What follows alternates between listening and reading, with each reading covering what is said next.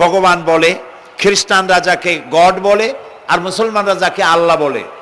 আমরা বহু দিনের পর দিন, সপ্তাহের পর সপ্তাহ সারা আকাশটা ঘুরে আসলাম, মহাশূন্য, আল্লাহও দেখলাম না, ভগবানও দেখলাম না, আর এই গডও দেখলাম না।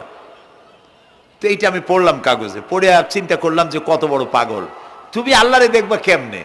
তুমি তো তোমার নিজের শরীরটাই দেখো না। আমরা কি আমাদের শরীর দেখি?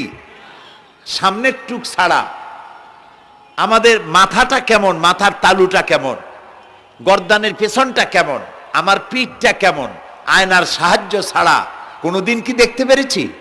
তো নিজের শরীরই তো দেখি না, এই শরীরের স্রষ্টাকে দেখতে চাও, সাহস তো কম না তোমার। কিভাবে দেখবে তাকে? আল্লাহ তাআলা বলেছেন, লা তুদরিকুহুল আবসার, কোন দৃষ্টিশক্তি তার দৃষ্টির সীমানার ভেতরে আমাকে পরিব্যাপ্ত করতে পারবে না। মূসা আলাইহিস সালাম বলেছিলেন, রব্বি আরিনি, আয় আল্লাহ আমি তোমারে দেখতে চাই। আল্লাহ কি জবাব দিয়েছেন? আসো দেখো না। আল্লাহ বলেছেন, লান তারানি, লান, কখনোই দেখতে পাবে না। মূসা আলাইহিস সালাম খুব আদরের নবী ছিলেন, উলুল আজম পয়গম্বর ছিলেন।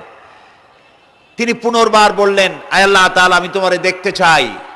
আল্লাহ তাআলা বললেন, আচ্ছা ঠিক আছে, দেখতে যদি চাও তাহলে একটা পরীক্ষা দাও, টেস্ট পরীক্ষা হবে। আল্লাহ তাআলা